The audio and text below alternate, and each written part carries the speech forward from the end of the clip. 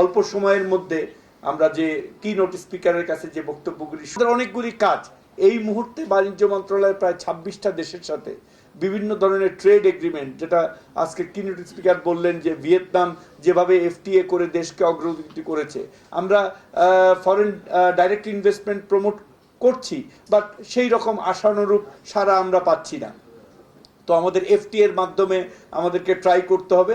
আর সবচেয়ে ইম্পর্টেন্ট আমি বলবো যে for me to take home global value chain, এইটা কিভাবে বাংলাদেশকে ইন্টিগ্রেট করতে পারি আমরা, বিশেষ করে মানে মেড ইন বাংলাদেশের কনসেপ্টে এনবিআর কয়েক বছর ধরেই লালন করছে। সেটার যে একটা প্রশ্ন আসলো যে মেড ইন বাংলাদেশ কনসেপ্টটা দুইটা ওয়েতে হতে পারে। একটা হলো যে অনলি আমরা যেটা বলছিলাম যে ডোমেস্টিক, প্রথম এটা হলো যে ডোমেস্টিক যে চাহিদা, সেই চাহিদাটা আমরা বাইরের অন্য কোনো কান্ট্রি থেকে ইম্পোর্ট করব না, পুরোটাই আমাদের দেশে যেন উৎপন্ন হয়, সেই দিকে আমাদের প্রথম দৃষ্টি।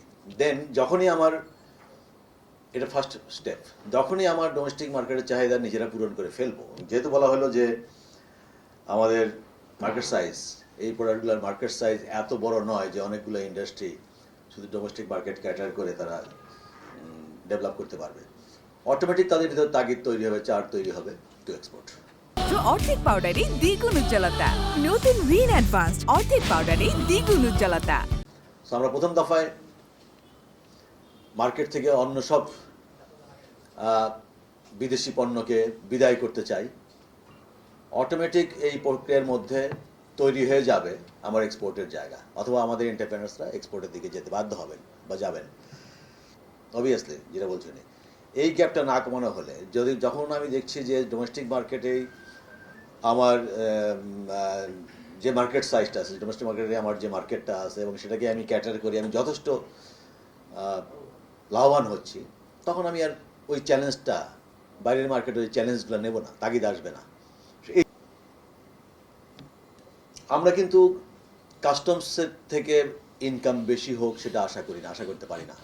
এটা প্রতিটি উন্নত দেশ বা ডেভেলপিং কান্ট্রি যেটা বলে না কেন, সে একই চেহারা হবে যে কাস্টমসের রেভিনিউ কালেকশন কিন্তু দিন দিন কমবে। কারণ র মেটেরিয়ালসে আমার সাপোর্ট দিতে হবে, মেশিনারিজে ইম্পোর্টে আমাকে সাপোর্ট দিতে হবে, আবার এক্সপোর্টের সময় আমাকে সাপোর্ট দিতে হবে। In the next 10 years, intensity মানে আপনার factor intensity of production change হতে পারে, টেকনোলজিক্যাল ইন্টেন্সিটি বাড়তে পারে, তখন আমাদেরকে আমরা যদি অ্যাডজাস্ট না করি আমাদের সমস্যা হবে। But at least for 5 years we can still see we are labour intensive প্রোডাকশনে আমাদের এখনও ইয়ে আছে। সো অ্যান্টি এক্সপোর্ট বায়াসটা আমাদের যথেষ্ট আছে। আমরা একটা মেজার করে দেখেছি যে বছরের পর বছর আমাদের এক্সপোর্ট প্রোডাকশন এবং সেলে ইনসেন্টিভটা কম, ডোমেস্টিক সেলে আমরা দেখছি যে অ্যাটলিস্ট 35% বেশি ইনসেন্টিভ পাওয়া যাচ্ছে from the nominal tariff protection. আমাদের এই যে আরএমজির জন্য যে ট্রেড রেজিমটা দিয়েছি, ওটা কি রেডিমেড নন আরএমজি সেক্টরের জন্য আমাদেরকে দেওয়া উচিত, এবং তারপরেও ট্যারিফ স্ট্রাকচারটা রেকগনাইজ করে। Made in Bangladesh, sell in Bangladesh. আরেকটা পলিসি হচ্ছে made in Bangladesh, sell in the world market. So আমরা কোন পলিসিটা নিচ্ছি? সো দ্যাট ওই প্রিন্সিপালটা আই উইশ বাজেটে ওটার উল্লেখ থাকলে একটু ভালো হতো।